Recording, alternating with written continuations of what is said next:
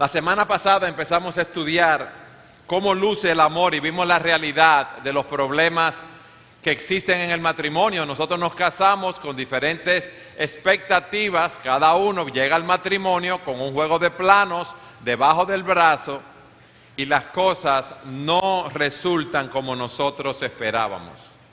Lo primero que vimos es que somos pecadores. Hay matrimonios de pecadores que no han sido redimidos por la sangre de Cristo y necesitan el poder redentor de Jesucristo en sus vidas. También hay matrimonios de pecadores que sí han sido redimidos por la sangre de Cristo, pero debemos recordar que estamos en un proceso de santificación, que nosotros no hemos sido glorificados y tenemos lucha con el pecado que mora en nosotros. Ya el pecado no reina en nosotros, pero tenemos lucha con él. También vimos que vivimos en un mundo caído y debemos enfrentar las situaciones que día a día nos acontecen, pero también estudiamos que Dios es fiel, poderoso y está deseoso de ayudarnos a nosotros, sus hijos, aquellos que hemos confiado en Cristo para salvación, en nuestras vidas y en nuestros matrimonios. El domingo en la noche vimos la realidad de que nosotros nos amamos tanto a nosotros mismos y amamos tanto nuestro propio reino que confundimos la atracción física que podemos sentir por nuestro cónyuge y pensamos que eso es amor verdadero. Y dimos un llamado de atención y para que evaluáramos en nuestras vidas si realmente estamos amando bíblicamente a nuestro cónyuge o lo que tenemos es una atracción. Y fuimos a 2 Corintios capítulo 5, versículos 14 y 15, donde vimos que el poder motivador para nosotros amar debe ser ver el ejemplo de Cristo. Como dice, el amor de Cristo nos constriñe, nos apremia, nos presiona, pensando esto, que si uno murió por todos, luego todos murieron.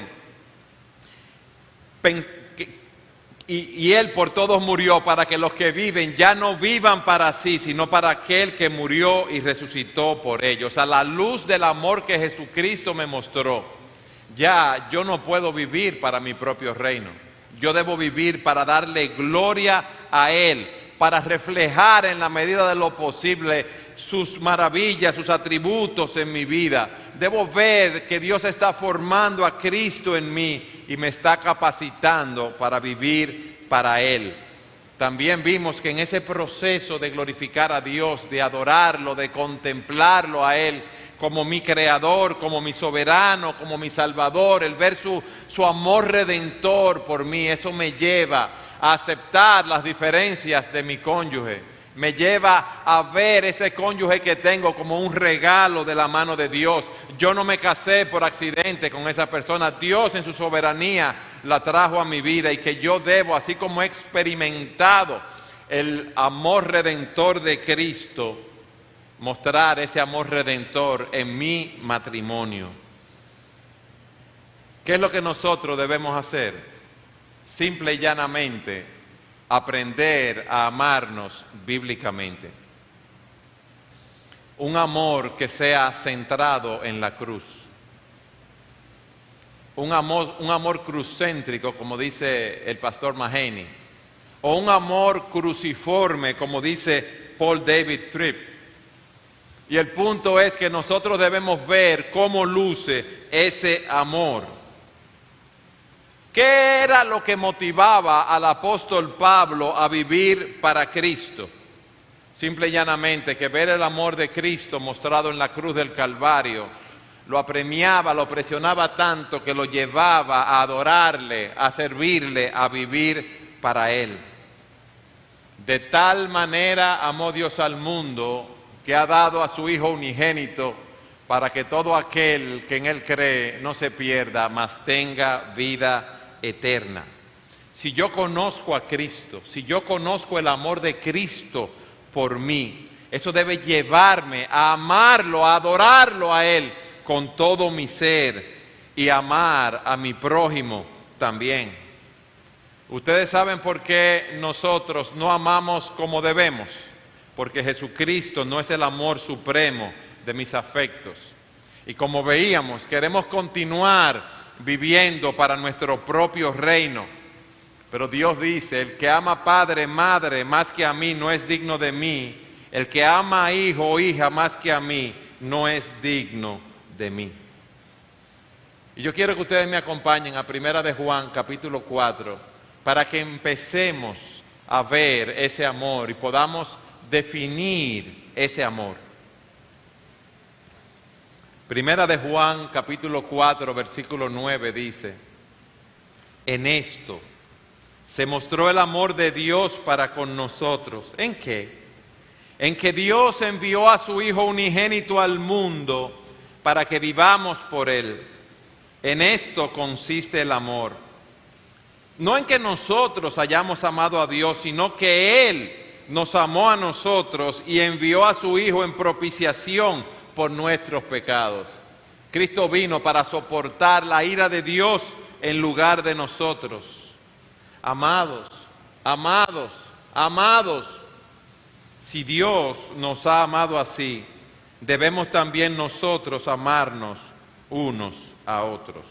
Este pasaje nos da la mejor definición del amor porque nos habla de un evento, el evento que ha sido y será más importante en la historia de la humanidad. Nos habla de ese amor crucéntrico, nos habla de ese amor cruciforme. Dios nos amó a nosotros y envió a su Hijo a morir por ti y por mí. Ese amor cruciforme, óyeme bien, está deseoso de sacrificarse por el bien de la otra persona que no merece que nos sacrifiquemos por ella y que no merece que la amemos, pero no nosotros. Eso fue lo que hizo Cristo por nosotros. Oye bien, el amor está deseoso, es un acto de la voluntad. Amar no es si el otro me trata bien, no es si el otro me cae bien, no, es un acto de la voluntad. Hay una voluntariedad en el amor, si podemos decirlo así. Dice la Escritura que el Señor dice, por eso me ama el Padre. ¿Por qué? Porque yo pongo mi vida para volverla a tomar. Nadie me la quita, sino que yo de mí mismo pongo mi vida. Ese amor no fue algo accidental, no fue algo de fuerzas que estaban fuera de su control. Cristo voluntariamente nos amó y voluntariamente puso su vida por nosotros. Cristo se sacrificó por nosotros. ¿Estás tú dispuesta a amar como Cristo nos amó? Eso es lo que pasa con nosotros, que nosotros estamos dispuestos a amar en la medida que el otro satisface las condiciones de mi reino. Yo no voy a amar nunca si no tengo un corazón deseoso, si yo no le doy un decreto a mi alma de que voy a amar a la otra persona, no importa lo que pase. Y eso es algo que no está presente en nuestras vidas. Cristo estuvo deseoso, primera característica. Segunda, de sacrificarse por nosotros, de entregarse por nosotros, de ser herido por nuestras rebeliones, molido por nuestros pecados, para darnos la paz. Dice la Escritura, cayó sobre él el látigo y por su llaga fuimos nosotros curados. Él no estuvo en un grupo de circunstancias y al final dijo, bueno, ya lo que me toca es la cruz. No, no, no. Él estuvo deseoso de sacrificarse. Él aceptó voluntariamente sacrificarse. ¿Por quién? Por ti y por mí. Eso fue lo que el Señor hizo por nosotros. Por hacernos un bien, por librarnos de la condenación eterna, para darnos la vida eterna. ¿Y qué hicimos nosotros cuando Él vino? ¿Lo tratamos como un rey? ¿Lo amamos? ¿Lo adoramos? ¿Le servimos? No. Lo crucificamos en el Calvario. Mas Dios muestra su amor para con nosotros. ¿En qué? En que siendo pecadores, en que andando por nuestros propios caminos, en que odiándolo a Él, en que siguiendo nuestra propia senda, Cristo murió por nosotros. Él no esperó que nosotros estuviéramos en disposición de reciprocarle o de amarlo, no, nunca lo íbamos a hacer. Y aquí en el amor no es una negociación. Los que saben de negociación hablan de ganar. Yo te doy algo a cambio de que tú me des a mí otra cosa. Yo te doy algo bueno y tú me das algo bueno a mí. El amor de Cristo en ese sentido fue entregarse por nosotros. El amor no está pensando, óyeme bien, en el retorno de la inversión, sino que está motivado por el bien que le está haciendo a la otra persona. El amor está deseoso de sacrificarse por el bien de la persona amada sin requerir ninguna reciprocidad y, óyeme bien, sin importar si la otra persona lo merece. No había nada bueno en nosotros y Cristo se entregó por nosotros. Y nosotros lo amamos a Él porque Él nos amó primero. Él derramó sobre nosotros su amor. Él nos perdonó. Él no esperó que nosotros pudiésemos amarlo, pudiéramos reciprocarle algo. Nunca lo íbamos a poder hacer. Y por eso que nosotros tenemos tantos problemas en nuestros matrimonios y en nuestra relación con los demás. Recuerden que cuando dijimos que íbamos a predicar este tema, era que íbamos primariamente a aplicarlo al matrimonio. Pero ahora que vamos a empezar a ver esas características del amor, eso se aplica para todos nosotros en todas las áreas de nuestras vidas. Yo lo amo porque Él me amó primero. Yo lo amo porque yo lo agradezco lo que Él me ha dado. Nosotros no amamos, ¿ustedes saben por qué? Porque se nos olvida, somos prontos para olvidar lo que Dios hizo por nosotros en Cristo. Dios me amó y me envió a su Hijo a morir en la cruz del Calvario. Dios nunca dejará de amarme. Nosotros estamos unidos a Jesucristo. Dios no me va a echar de su presencia. Dios no me va a sacar mis pecados en cara. Qué diferente es el amor de nosotros al amor de Dios, ¿eh? ¿Cuántas veces nosotros sacamos los pecados del otro en cara? ¿Cuántas veces nos disgustamos con nuestro cónyuge? ¿Cuántas veces no queremos hablarle? ¿Cuántas veces gritamos? ¿Cuántas veces somos poco pacientes? Se nos ha olvidado lo que Dios hizo con nosotros. Fíjense, nosotros decíamos, y yo lo repetí ahorita, que el amor de Cristo me debe llevar a vivir para Él y no para mí. Yo debo salir de mi propio reino para vivir para aquel que me amó y me lavó con su sangre. Y hay un caso en la Escritura que es la mujer que va a la casa del Señor cuando Él estaba en la casa de un fariseo y trajo, como dice el texto, un frasco de alabastro con perfume, derramó ese perfume sobre el Señor, empezó a lavar los pies, a regar con sus lágrimas los pies del Señor.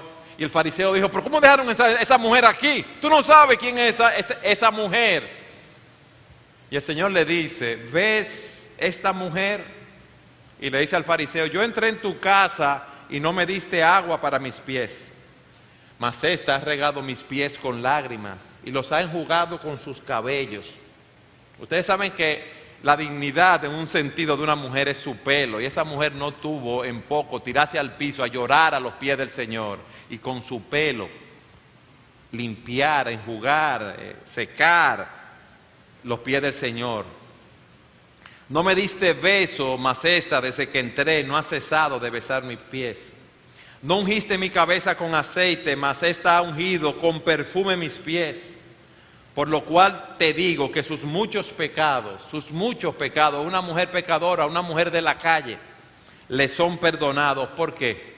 Porque amó mucho, mas aquel a quien se le perdona poco, poco ama. Y a ella le dijo, tus pecados te son perdonados. Y dijo, tu fe te ha salvado, ve en paz. El amor es fruto de la gratitud, no del deber. Es fruto del agradecimiento. Y ese agradecimiento viene como un fruto de la adoración, de conocer a Dios. Ustedes saben por qué nosotros no amamos más. Ustedes saben por qué tenemos tantos conflictos. Porque no vemos continuamente lo que Dios ha hecho por nosotros y la manera como Él nos ha amado. Lo que Él ha hecho en mi vida, algo que yo nunca pude haber hecho. Yo era un condenado camino al infierno y Él en su gracia me amó a mí. Y yo lo amo porque Él me amó primero. Yo debo adorarle, yo debo agradecer y eso debe llevarme a amarlo a Él cada día más y amar a mi prójimo. ¿Qué sería de nosotros si Cristo no hubiera venido a nuestras vidas? ¿Dónde estaríamos tú y yo en este momento? ¿Cuál sería nuestro destino? Estamos aquí hoy adorando a Dios porque Él nos amó primero y gloria a Dios por eso. Porque en su gracia y en su misericordia, cuando estábamos muertos en delitos y pecados, Él vino y nos dio vida. Y nosotros somos unos malos agradecidos. Yo no puedo vivir para mí viendo el amor de Cristo. Yo quiero que con esto en mente empecemos a ver cómo luce el amor. Y vayamos a 1 Corintios capítulo 13 y leamos primero de los versículos 1 al 3. Y que, como dice en el versículo 31 del capítulo 12, sigamos ese camino más excelente que Pablo nos está mostrando. Ustedes saben lo que pasa, que si el poder motivador del amor de Cristo no nos mueve, nosotros no vamos a entrar por ese camino más excelente. Vamos a querer seguir por nuestro propio camino. 1 Corintios 12:31, empiezo desde aquí. Procurad, sin embargo, los dones mejores. Ahora yo os muestro un camino más excelente. Si yo hablara lenguas humanas y angélicas y no tengo amor, vengo a ser como metal que resuena o címbalo que retiñe.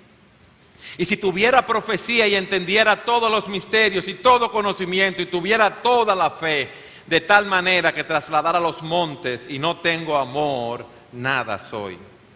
Y si repartiera todos mis bienes para dar de comer a los pobres, y si entregara mi cuerpo para ser quemado y no tengo amor, de nada me sirve. Yo no puedo glorificar a Dios. Cualquier trabajo que yo haga para Dios, si no va acompañado de amor, de nada me sirve. Yo no puedo ejercer ningún ministerio, porque sin el amor en mi corazón, fruto de mi amor a Cristo, eso no produce nada edificante. Y miren lo que dice a partir del versículo 4. Él nos describe cómo luce el amor. El amor es sufrido, es benigno. El amor no tiene envidia, el amor no es jactancioso, el amor no se envanece. No hace nada indebido, no busca lo suyo, no se irrita, no guarda rencor. No se goza en la injusticia, mas se goza de la verdad. Todo lo sufre, todo lo cree, todo lo espera, todo lo soporta. El amor no está hablando, el amor no está con teoría, el amor actúa. Y aquí vemos la característica de ese amor que actúa. Aquí vemos cómo luce el amor en la vida diaria y nos da las manifestaciones de ese amor verdadero. Y en esas manifestaciones vemos un retrato hermoso. Ustedes saben de quién, de nuestro Señor Jesucristo, que es el modelo que nosotros debemos imitar. El que permanece en Él, dice la Escritura, debe andar como Él anduvo. Y si Cristo está morando en nuestros corazones, en su espíritu y trabajando en nuestros corazones, esto debe ser una realidad en nuestras vidas. Y yo quiero que nosotros a partir de hoy empecemos con las motivaciones, repito, que hemos visto, a caminar sobre ese medio, sobre ese camino más excelente, el camino del amor. Y que evaluemos nuestras vidas, cada uno de nosotros. Olvídate de la persona que está al lado tuyo. Olvídate de tu cónyuge. Nosotros estamos aquí hoy en la presencia de Dios. Dios es nuestro testigo. Y a Él es que le vamos a dar cuenta.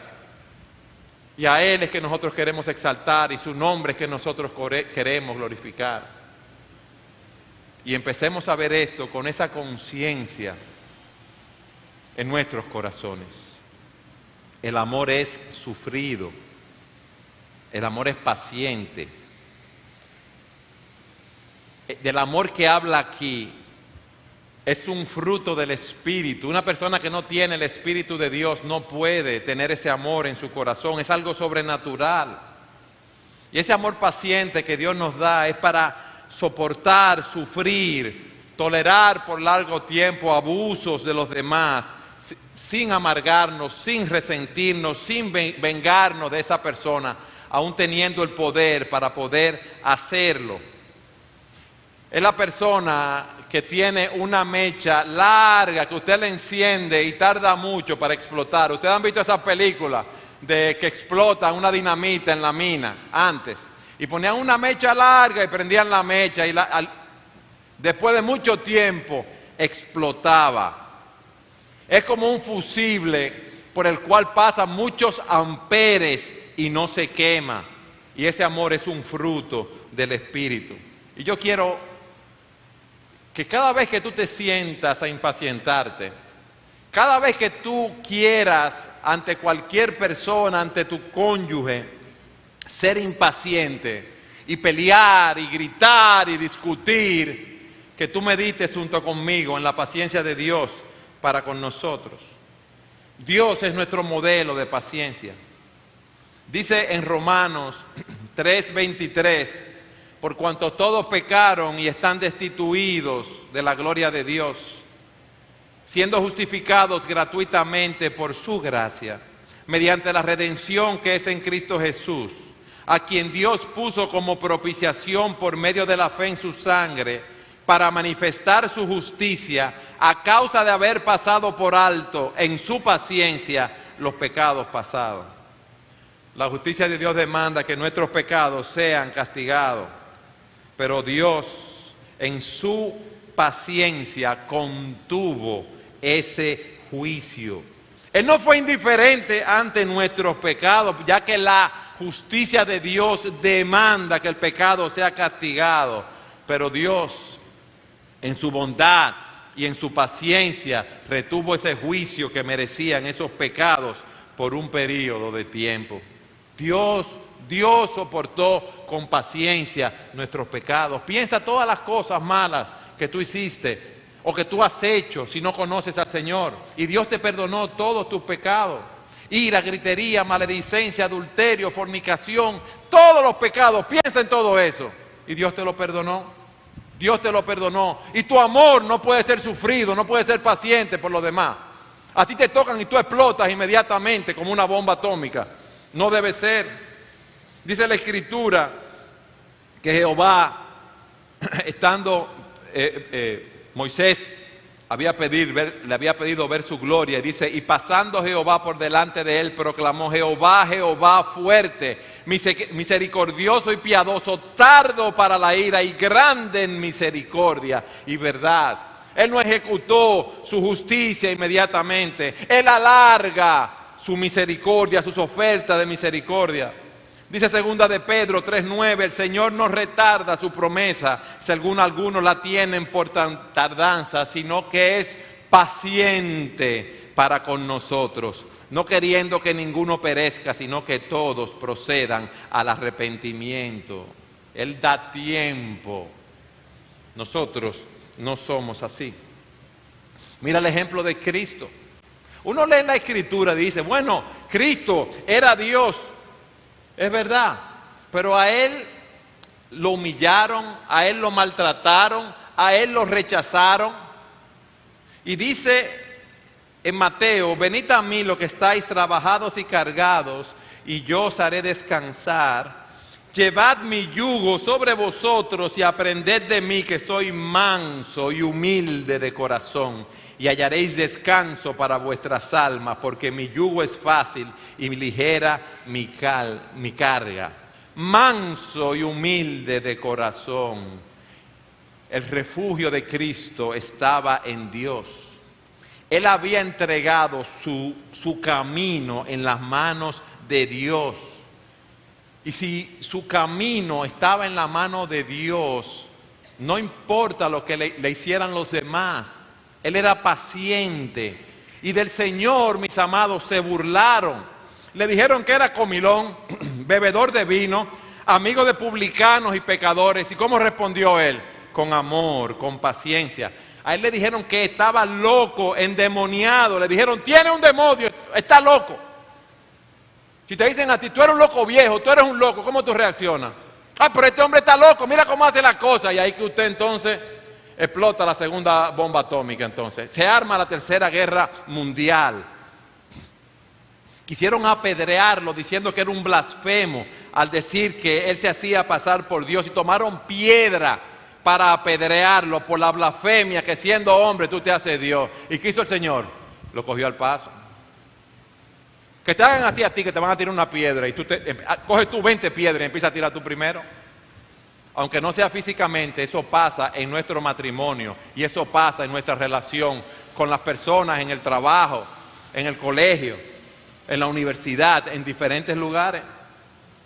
A él lo llamaron Belcebú, tú eres el diablo, y él tranquilo. Judas lo traiciona, lo van a arrestar y él tranquilo. Le levantan falso testimonio, lo juzgan injustamente, perdón, se burlan de él, lo golpean, lo maltratan, lo crucifican. Y dice que él nos dejó ejemplo para que siguiéramos sus pisadas. A ti y a mí, que somos hijos de Dios, ejemplo para que siguiéramos sus pisadas. Cuando lo maldecían, no respondía con maldición. Cuando padecía, no amenazaba, sino que encomendaba la causa a aquel que juzga justamente. Él mismo llevó nuestros pecados en su cuerpo sobre el madero, para que nosotros, estando muertos a los pecados, vivamos a la justicia. Y dice, por su herida habéis sido sanados. ¿Ustedes han pensado la paciencia del Señor con los discípulos? Miren, allá había todo tipo de personas en esos discípulos. Revolucionarios, gente sabio en su propia opinión, que querían hacer su voluntad, que no entendían el propósito por el cual el Señor había venido al mundo. Esos eran los discípulos del Señor, lentos para entender. Él estaba en Getsemaní orando en agonía y ellos estaban durmiendo. Y el Señor fue paciente con ellos. Pablo nos dice que debemos ser pacientes, que debemos sufrir el agravio, que debemos sufrir el ser defraudado. Cuando otros son deshonestos con nosotros, cuando hacen promesas que no cumplen. Yo te dije, tú me diste esa promesa, que íbamos a salir el viernes, y o que tú ibas a pintar la casa, o que ibas a hacer esto, aquello, lo otro, y ahí, tatatán, tatatán, tatatán, tatatán. El amor es sufrido. El amor no está criticando. El amor no está hablando mal de otra persona, ese amor paciente. El amor no magnifica la falta de los otros. El amor no está publicando su diferencia con su esposo o con su esposa en la calle a personas que no le van a aportar nada. El amor acepta cuando los otros en el matrimonio quieren llevar adelante sus planes. Y usted le ha dado ideas a su esposo y él quiere hacer los planes como él entiende que debe ser. El amor no se goza cuando el otro cae porque su caída me beneficia. El amor es paciente cuando nos acusan de algo que no hemos dicho o que no hemos hecho. Cuando otros no cooperan con nosotros. Cuando el otro es más lento para hacer las cosas, mucho más lento que nosotros. Hasta en cosas tan sencillas, cuando el otro no recoge su ropa. Yo dije en un mensaje pasado que algunas madres le dicen a los hijos que echen la ropa en el canasto, y eso es verdad. y algunas le quitan la tapa al canasto para que los hijos no tengan excusa, porque hubo hijos que dijeron, mira lo que dijo el pastor, que no hay que echar la ropa en el canasto o algo así, me dijeron. No, pero debemos tener paciencia, aunque no hagan un desorden en el closet. Paciencia cuando tú le pides algo prestado a una persona y no te lo devuelve, un libro, una herramienta. Paciencia cuando el otro llega tarde a la cita o a los compromisos. Ahí es que nosotros debemos ejercer ese amor. El apóstol Pablo había sido sumamente maltratado. Él había soportado, dice en 2 Corintios 6, dice, en nada damos mal ejemplo a nadie, para que nuestro trabajo no caiga en descrédito. Al contrario, en todo damos muestra de que somos siervos de Dios. ¿Y cómo damos muestra? Soportando con mucha paciencia los sufrimientos, las necesidades, las dificultades, los azotes, las prisiones, los alborotos, el trabajo duro, los desvelos y el hambre. También lo demostramos con nuestra pureza de vida, por nuestro conocimiento de la verdad, por nuestra tolerancia y bondad, por la presencia del Espíritu Santo en nosotros, por nuestro amor sincero. Él había sido maltratado mucho más que tú y que yo, y él no se puso la ropa de guerra, que él dice, vamos a soportarlo por amor a Cristo, porque Cristo soportó mucho más que nosotros. Él dice, hasta el momento pasamos hambre, tenemos sed, nos falta ropa, se nos maltrata, no tenemos dónde vivir. Con estas manos nos matamos trabajando. Si nos maldicen, bendecimos. Si nos persiguen, lo soportamos. Si nos calumnian, lo tratamos con gentileza. Se nos considera la escoria de la tierra, la basura del mundo, y así hasta el día de hoy. Mira el ejemplo de Esteban, lo apedrearon predicando el Evangelio y él le dice, Padre, perdónalo porque no saben lo que hacen. Yo sé lo que puede estar pasando en tu mente. Ay, mi hermano Eduardo, es que usted no conoce esa parejita mía. Si yo hago eso, me va a coger el lado flaco. Va a pensar que yo soy una tonta o que yo soy un tonto. Que le tolere, que no actúe inmediatamente, que no le responda, ¿sí? Que no responda mal por mal, ni maldición ni por maldición. Porque ese fue el ejemplo que te dejó Cristo, y así es que Él dice que tú actúes. Pero me va a coger el lado flaco, yo estoy frito entonces. No, deja tu causa en las manos de Dios y Dios te va a bendecir. Dios es el Dios soberano, Dios es nuestro creador, y Él te está diciendo, mira la paciencia que yo tuve contigo. Imítame, imita la paciencia de Cristo, mira la paciencia de Pablo, mira la paciencia de Esteban. Y Dios nos llama hoy a soportar el rechazo, el maltrato, la burla, los insultos, los chismes, la mentira, el desafío a la autoridad sin que devolvamos mal por mal. Aunque Él te moleste, aunque ella te moleste, aunque te haga la vida imposible, aunque no esté a tiempo, aunque pase lo que pase, no importa que se aproveche de ti. Tú estás viviendo para la gloria de Dios y estás actuando motivado por el amor de Cristo y no por otra cosa. Ese amor paciente no guarda resentimiento. Ese amor soporta la falla de los demás. Ese amor está esperando los cambios que Dios va a obrar en la vida de esa persona. Porque nosotros vivimos por fe y hemos encomendado nuestra causa al que juzga justamente, mis amados. Entonces decimos una cosa con nuestros labios y queremos vivir de otra manera. No. Soporta faltas, imperfecciones, diferencias. Se preocupa por esa pareja que lo maltrata. ¿Cómo tú respondes cuando tu cónyuge te habla mal? O cuando no hizo la cosa como tú pediste. O cuando no llenó tus expectativas. ¿Cómo tú reaccionas? ¿Eres paciente como Dios?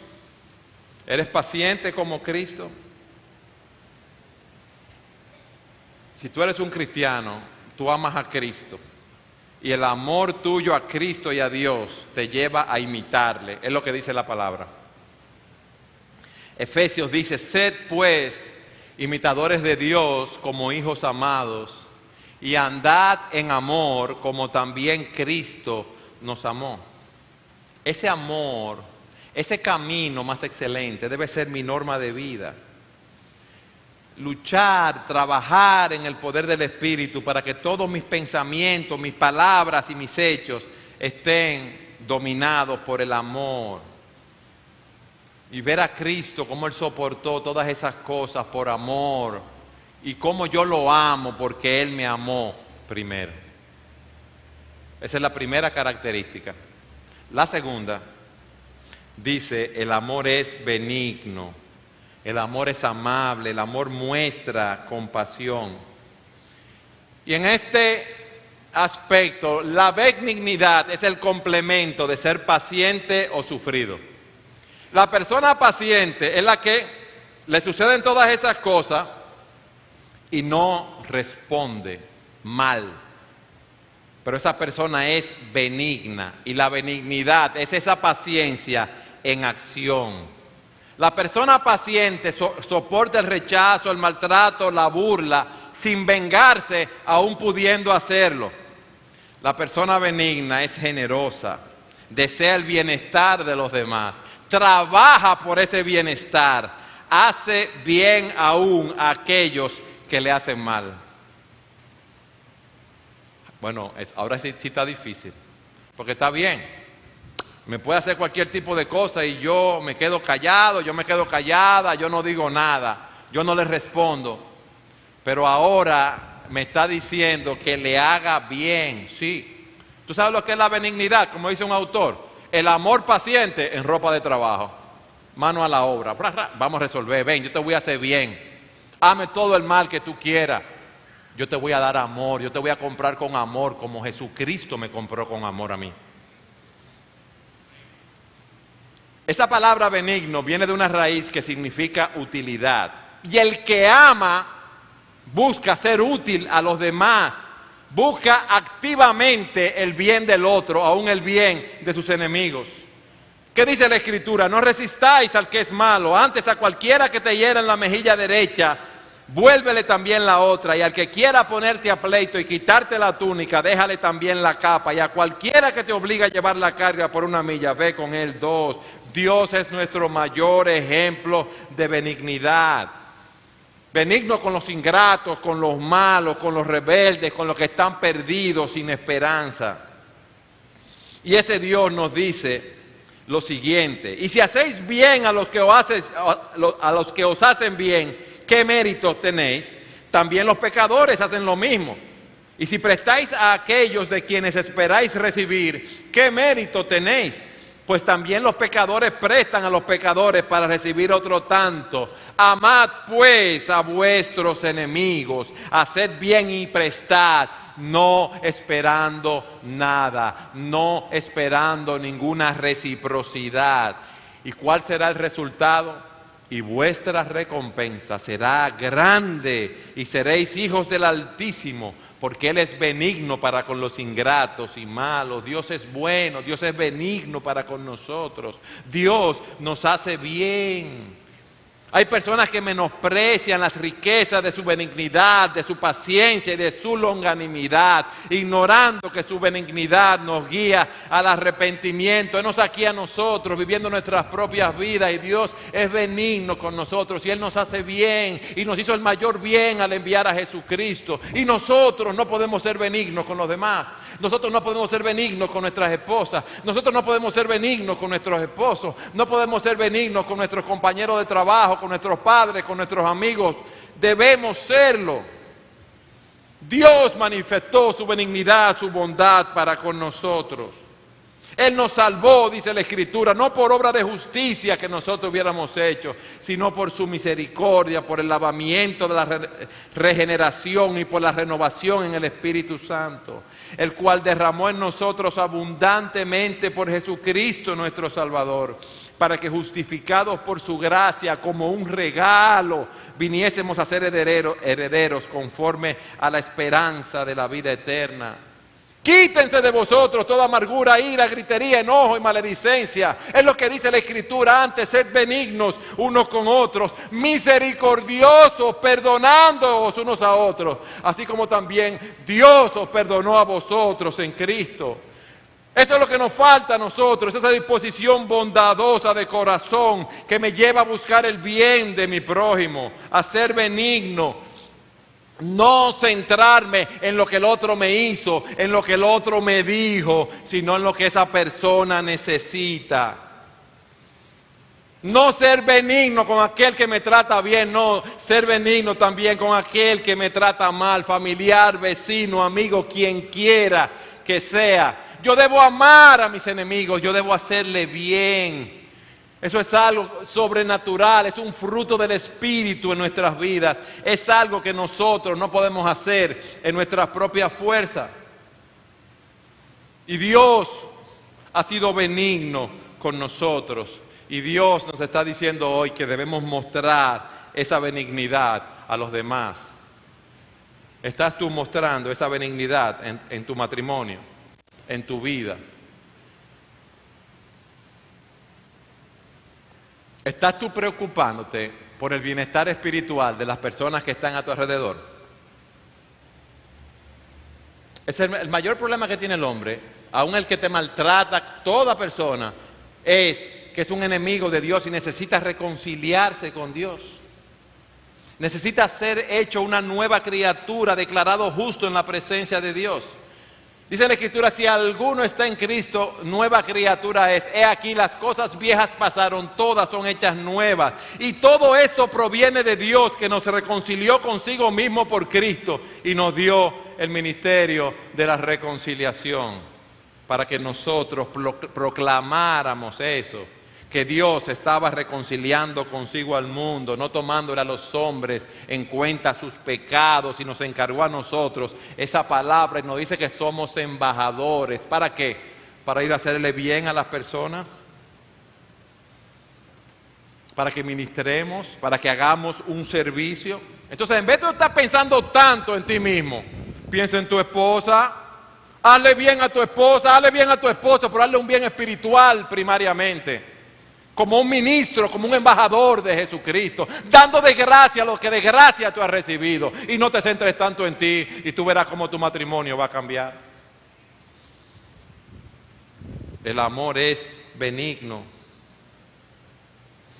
Cuando el otro falte contra ti, no vengas a destruirlo.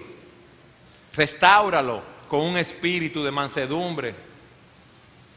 Wow, qué duro, uno que da consejería a matrimonio, que solo hay uno esperando que el otro falte para sacarle en cara todos sus pecados. Mire esto, mire esto, mire esto. Pero aquí dice, si alguno es sorprendido en alguna falta, vosotros que sois espirituales, restauradlo con espíritu de mansedumbre, considerándote a ti mismo, no sea que tú también seas tentado. Sobrellevad los unos las cargas de los otros y cumplid así la ley de Cristo.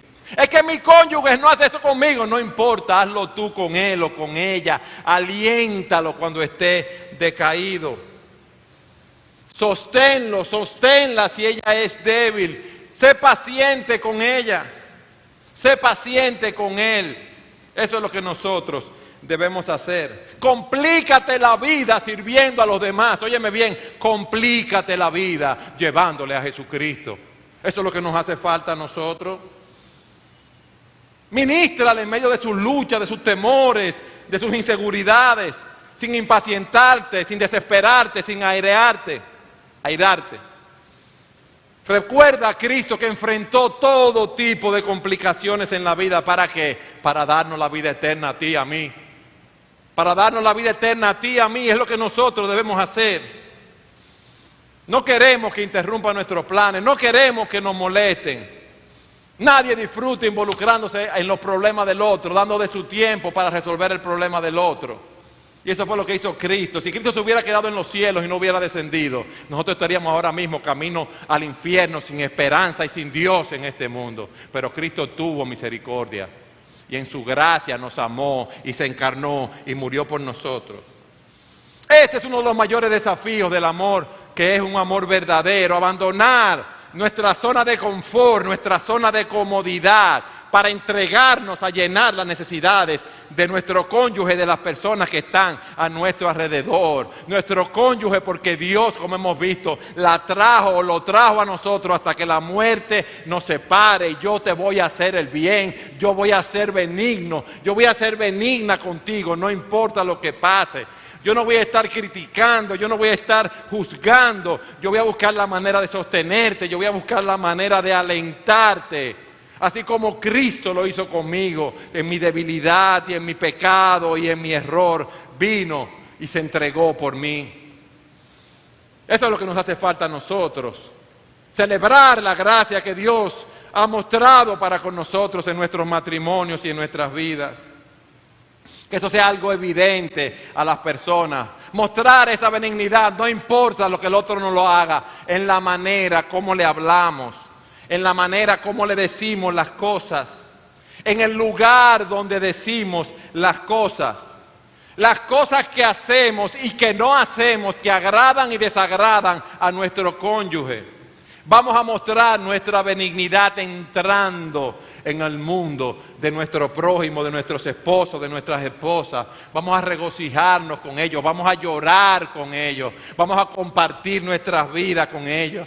No vamos a ser dominantes, impositivos, burladores, chismosos, que los ignoramos, no. A eso es que Dios nos llama, ese es el camino más excelente. Y para eso Dios nos ha dado su Espíritu, para formar a Cristo en nosotros. ¿Qué tan bondadosa tú eres? Considerada o considerado, respetuoso, respetuosa con tu cónyuge. ¿Qué tanto tú le sirves? ¿Qué tanto tú buscas la oportunidad para poder servirle? ¿Qué tanto tú escuchas a tu esposa cuando viene a hablar contigo? Te cuenta un problema que para ella es grande y tú le dices, pero eso es una tontería. No, para ella es un problema grande, escúchala. Sé sensitivo a sus necesidades. Comparte tu mundo con esa persona. Busca el bien de esa persona amada, aún a costa de un sacrificio personal. Ministrale, ser un embajador de Cristo, para que Cristo sea formado en esa persona. Busca edificar. A eso es que Dios nos llama, mis amados. Y el amor así es que luce. El amor no como dice el mundo en una película. Yo me acuerdo, amar es nunca tener que pedir perdón. No, vamos a estar continuamente pidiendo perdón. Vamos a estar continuamente pecando. Vamos a estar continuamente metiendo la pata. Nos vamos a irar, vamos a perder la paciencia, vamos a ser egoístas. Pero en Cristo hay perdón para que Él sea reverenciado. Y lo que debemos que estar continuamente en una vida de arrepentimiento de nuestros pecados, una vida de fe en Jesucristo, yendo a su presencia continuamente, porque Él es el dador de la vida y apartados de Él nosotros nada vamos a poder hacer. Y es lo que nosotros necesitamos entender para andar por ese camino más excelente, para darle la gloria a Dios. Sí, solo los hijos de Dios, en el poder del Espíritu que produce ese fruto, pueden vivir así. Aquellos que hemos reconocido nuestro pecado y hemos ido a los pies de Jesucristo, que es el único que puede salvarnos, que puede librarnos de la condenación eterna y darnos la vida eterna. Si alguno está en Cristo, nueva criatura es. Las cosas viejas pasaron, todas son hechas nuevas. Si tú eres un cristiano, si tú eres una cristiana, tú puedes amar de esa manera, tú puedes. Cristo te capacita para ser paciente, para ser benigno, para ser paciente, para ser benigna. Él dice, yo soy la vid, vosotros los pámpanos. El que permanece en mí y yo en él, este lleva mucho fruto, porque separados de mí nada podéis hacer. Pero hay un acto de la voluntad, como hizo Cristo. Él estuvo deseoso de sacrificarse por el bien nuestro, aunque no se lo reciprocamos, aunque no lo amamos por lo que Él hizo. Y es lo que nosotros debemos hacer hoy, darle ese decreto a nuestras almas, de amar como Cristo amó, y ser paciente y ser benigno como Cristo lo fue. Y en las próximas semanas continuaremos estudiando estas características. Vamos a orar.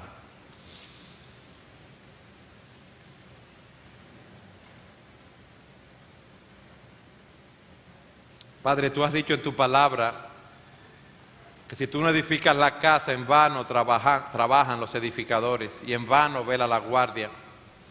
Y nosotros te pedimos que tú vengas a la vida de cada uno de nosotros y tú edifiques nuestras casas conforme a tu voluntad, nuestras vidas, Señor, nuestros matrimonios, nuestras familias, nuestra relación con los demás. Gracias, oh Señor, porque tú nos amaste y enviaste a Jesucristo a morir en la cruz del Calvario por nuestros pecados para llevarnos a ti. Nosotros oramos que ese amor, Padre, nos apremie y nos lleve a vivir para ti y no para nosotros mismos. Señor, míranos, hemos recibido tanto y no te amamos como debíamos amarte, no tenemos gratitud, no tenemos adoración como debíamos tener. Padre, perdona nuestros pecados. Señor, oramos por aquellos matrimonios en los cuales el poder motivador del amor de Cristo no ha sido algo central, no ha sido el eje, para que tú le des esa conciencia a cada uno de esos cónyuges y a nosotros mismos, Padre, que eso debe ser el centro, el poder motivador, la fuerza motora de nuestras vidas. Señor, ayúdanos a ser pacientes, ayúdanos a imitar a Cristo en su paciencia para con nosotros, ayúdanos a ser benignos, ayúdanos a trabajar para hacer el bien a los demás, primariamente el bien espiritual, Señor. Ayúdanos, oh Dios, a adornar en todos los atributos de Jesucristo. Padre, ven, Señor, ten misericordia de nosotros. Señor, ten misericordia de nosotros. Nosotros clamamos a ti porque hay una obra en nuestros corazones que solamente tú puedes hacer en tu gracia y en tu bondad. Señor, ven y obra en nuestros corazones. Alienta a los que están caídos, sostén a aquellos que están en debilidad, da convicción de pecados a aquellos que están caminando en sus propias vidas. Ayúdanos, Señor, a ser imitadores de ti. Ayúdanos, Señor, a andar en amor como Cristo andó en amor y se entregó por nosotros. Oh Padre, henos aquí clamando delante de ti. Pero sabemos, Señor, que si confesamos nuestros pecados, tú eres fiel y justo para perdonarnos y limpiarnos de toda maldad. Desciende, Señor, perdónanos, límpianos, ayúdanos a vivir para ti. Sana, Padre, sana conforme a tu voluntad. Te lo suplicamos en el nombre de Jesús. Amén.